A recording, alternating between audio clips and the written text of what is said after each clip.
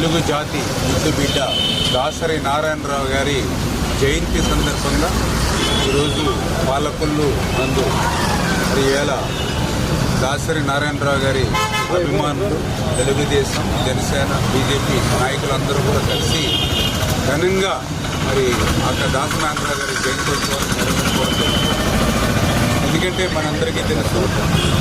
ఒక నిర్మాతగా, ఒక దర్శకుడిగా, ఒక రచయితగా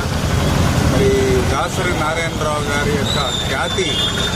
ఆంధ్రప్రదేశ్ రాష్ట్రానికే కాదు ప్రపంచం నలువైపులా కూడా చాటి చెప్పినటువంటి పరిస్థితి మనందరం కూడా చూసాం. ఏదైతే సినిమాలు ఉన్నాయో వ్యాపారాత్మకంగా కూడా కాకుండా ఒక సందేశాత్మకంగా సినిమాలు కూడా తీసాం. ఎందుకంటే ఈ సమాజానికి ఏదైనా ఒక మెసేజ్ ఇవ్వాలని అంటే అది మాటల రూపంలో కంటే కూడా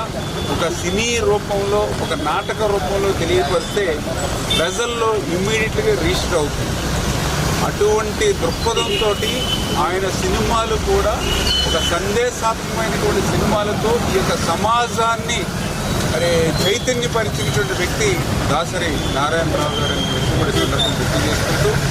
అటువంటి దాసరి నారాయణరావు గారి యొక్క కాంస్య విగ్రహం అత్యంత ప్రతిష్టాత్మకంగా ఆ రోజు 2019 జనవరిలో